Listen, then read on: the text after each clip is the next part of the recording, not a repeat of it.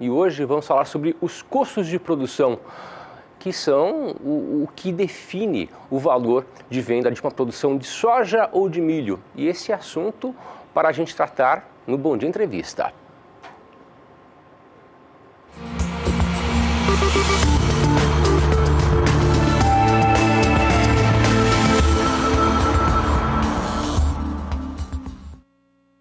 Para falar sobre custos de produção, eu recebo agora João Pedro Cutidias, analista de agronegócio do SBA. João, muito bom dia. Bom dia. Ô João, o estado de Mato Grosso é a maior potência quando se fala em grãos, seja soja ou seja milho. A safra de Mato Grosso, temporada 2017-2018, foi estimada na última segunda-feira pelo IMEA em 30 milhões e 980 mil toneladas. São dados assim surpreendentes. Mas nós temos mais detalhes na reportagem de Valdir Pacheco, que fala mais sobre a produção em Mato Grosso. Vamos ver. A colheita de soja no estado de Mato Grosso ultrapassa 25% da área cultivada. E segundo o IMEA, Instituto Mato Grossense de Economia Agropecuária, houve um avanço semanal de 7,56 pontos percentuais. Comparado com o mesmo período do ano anterior, apresenta um atraso de 10,73 pontos percentuais. O produtor rural, Leonildo Barês, recebeu bons volumes de chuvas no início desta safra de soja. Esta soja que está sendo colhida aqui na fazenda Tropeiro Velho, em Sinop, foi plantada no início do mês de outubro. O produtor está dentro da janela ideal para o plantio do milho segunda safra, que vai até o dia 25 de fevereiro. Eu tive sorte, porque eu fui um dos poucos premiados que pegamos chuva ali no início de outubro e eu consegui adiantar bem meu plantio. Então eu acredito que eu vou fazer uns 80% de safrinha. Acredito eu que se tudo correr bem vai dar uns 80%. Só que também vou correr o risco dessa chuva cortar final de março, começo de abril, e aí só metade do milho produz e outra metade não vem a produzir. É o risco, o produtor ele sempre investe o dinheiro e fica torcendo. Se a natureza não ajudar, ele dança mais uma vez.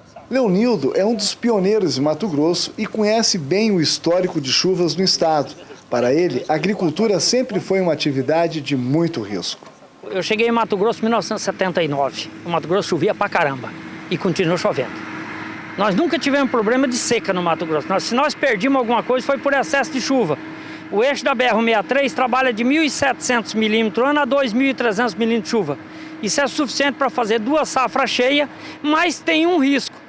Todo ano, quando a chuva atrasa para chegar, ela vai despejar mais tarde um pouco. Então a gente já sabe que é assim.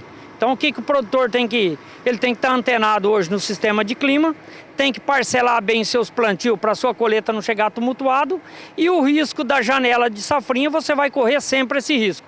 Esse ano foi um ano atípico. Ele atrasou o início ali, depois choveu muito dezembro e janeiro, deu aquela cortada ali de 18, 20 dias. Nós tivemos região aqui no estado que chegou a dar 28 dias de sol na época da chuvarada. É lógico que agora ia ter essa chuvarada que está tendo.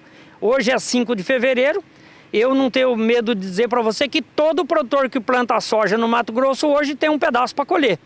Então é lógico que está todo mundo preocupado. E com retardando, quando você pega uma semana chuvosa que retarda a colheita, você já perdeu um pouco da janela pela entrada da chuva que demorou para chegar em outubro. A preocupação do produtor agora é com a armazenagem e precariedade da BR-163 no estado do Pará para escoar a produção do Médio Norte e Norte de Mato Grosso. Você começa a ter o tumulto da colheita, vem remontuando colheita. E ainda você tem o problema dos armazéns, porque daí todo mundo começa a colher no desespero, soja com 20, 22, 24 de umidade, vai para o armazém e demora para despachar. E isso retorna, o caminhão demora para retornar e começa a complicar. E depois de uma semana de chuva, você tem problema de estrada, você tem problema de armazém, você tem problema de BR-163 que não está escoando, que não termina nunca isso aí é uma azia que dói. Então, quer dizer, o produtor tem que acostumar a viver com problema climático, problema de mercado, problema de tudo quanto é coisa só para o produtor. Valdir Pacheco para o SBA. Ô João, como o produtor falou, quem se programa não tem perda na produção, é isso? Não, ele quer dizer o seguinte, ele minimiza o problema, ou seja, ele não está com toda a sua soja pronta, ou você tem uma parte dela, porque ele plantou variedade de ciclos diferentes, em épocas diferentes, para não correr o risco de depois ficar tudo pronto ao mesmo tempo. Ele não tem máquina, não tem caminhão, não tem secador, não tem armazém para colocar. Agora, interessante é o problema que ele fala, é uma série de problemas, né? E mais um agora, mais um que vai ser o custo de produção, ou seja, em relação aos preços que estamos hoje, o custo de produção hoje, tanto da soja como do milho, está muito elevado no Mato Grosso e coloca em xeque a rentabilidade dos produtores. Então, a margem de lucro dos produtores está bem menor, então. Hoje está negativo. Está no negativo já. Se você olhar, acho que deve ter telas dos custos, Tem. vamos pedir as telas, mostrar a soja transgênica, por exemplo, o custo que o IMEA, o Instituto Mato Grossense de Economia Agrícola, essa transgênica, ela tem um custo variável de R$ 1.921. Na transgênica, o que pesa muito é a semente está na faixa de R$ 320. Olha, se ele vender soja a 50, 52 lá, 6 sacas de semente, 6 sacas de grão de 50, de 60 quilos, para pagar um saquinho de semente para atender 1 hectare. Você tem o custo variável, outra coisa que pesa são os fertilizantes e defensivos. Defensivos, no caso da transgênica, na faixa de R$ 700 por hectare, entre herbicida, fungicida e inseticida. Então, mais o custo fixo, que é armazém, transporte, etc., e mais a depreciação de equipamentos, vai para R$ 3.013. Vamos lá, a média do Mato Grosso é 55 sacos por hectare. Se você dividir isso aí, você praticamente teria que colher quase 57 sacos para pagar o custo.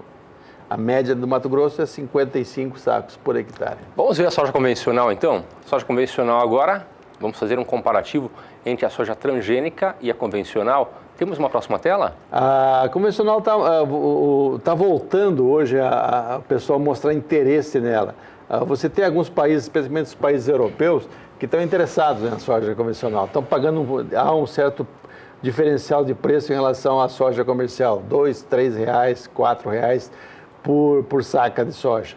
E só que você tem que ter muito cuidado, você tem que plantar ela separado, tem que colher separado, o caminhão não pode ter contaminação, não pode ter outra soja, levar para um armazém que receba só, tem um local só para soja convencional, porque se você misturar com a transgênica, você teve um custo maior, mais trabalho e acaba perdendo o prêmio. O que é mais viável para o produtor, João? Olha, soja transgênica ou convencional? Em termos de custo, hoje praticamente é a mesma coisa, as duas, 3.105 contra 3.013, o convencional é um pouquinho mais caro, né? Mas o pessoal está voltando a ter materiais, a Embrapa lançou vários materiais agora, aqui no Mato Grosso do Sul, inclusive um material da soja convencional com tolerância à ferrugem, que é uma praga, uma doença importante na cultura da soja e que exige um cuidado e é um risco muito grande. Então, está começando a ter materiais melhores hoje, com boa produtividade. Agora, nós estamos falando, eu não estou colocando, nesse trabalho, nós não destacamos o valor da remuneração da terra. Se você botar mais 300, 400 reais de remuneração do capital da terra, aí fica muito acima do custo do valor pago. Porque o problema todo é o seguinte, se você olhar hoje o preço da soja, o preço que tem é o preço Chicago, mais um prêmio no Porto Brasileiro, convertido em reais. Hoje, não deve estar uns 72 reais Santos e Paranaguá. Se você for, isso para atender Mato Grosso do Sul, Paraná, etc., que estão próximos lá. Agora, se você pensar em Mato Grosso, pagar R$ 360 para levar, isso vai dar um custo de 22, 23 reais por saca. Não fecha a conta, ou seja, não sobe nada para o produtor, ao contrário, vai faltar. Por isso que é uma preocupação dele, que ele bem lembrou lá, o produtor, na entrevista com o Pacheco, que a BR-163 passa a ser fundamental para eles, porque é uma maneira que eles têm, em vez de gastar 300 e pouco, gastar 160, 170 para levar da região produtora de Sinop até Miritituba, 1.080 quilômetros mais ou menos. Aí o preço em Miritituba hoje, o prêmio, você tem condições de chegar numa faixa de 68, ali em Miritituba. Então, hoje, para o Mato Grosso, praticamente quase que obrigatório levar para lá. Só que aí não está asfaltado, complica o processo. Ô, João, vamos falar também do milho. Vamos virar uma tela que mostra os custos de produção do milho. Nós temos aqui mais uma tela.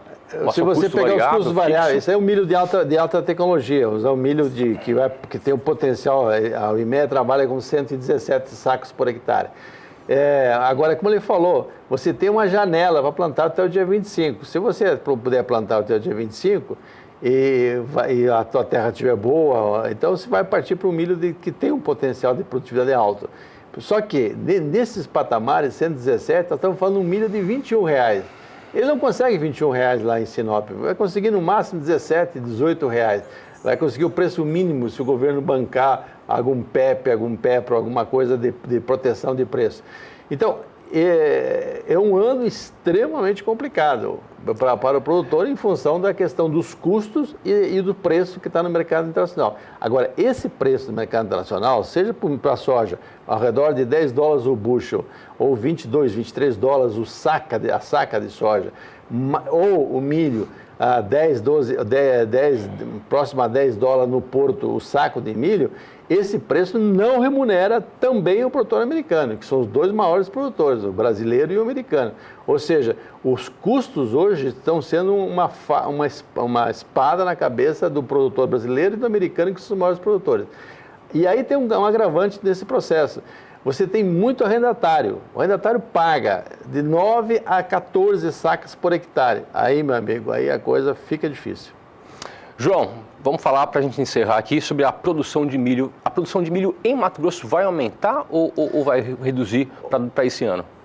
Olha, o ano passado foi um ano muito bom para eles. É provável que não repitam a safra de 25, 26 milhões de toneladas. Mas plantar, ele vai plantar. Porque o milho entra no processo, ele já faz parte do processo. Segundo as estimativas, deve aumentar em 5% a área plantada, mas a produtividade não deve ser tão boa assim. Porque a janela não está ideal, ele atrasou o plantio, consequentemente atrasou a colheita e a janela para plantar fica muito estreita. Ele pode plantar em março, mas aí corre um risco muito grande de faltar chuva em abril, maio, a época que o milho está embonecando, está em fase de reprodução. Aí o impacto é muito grande.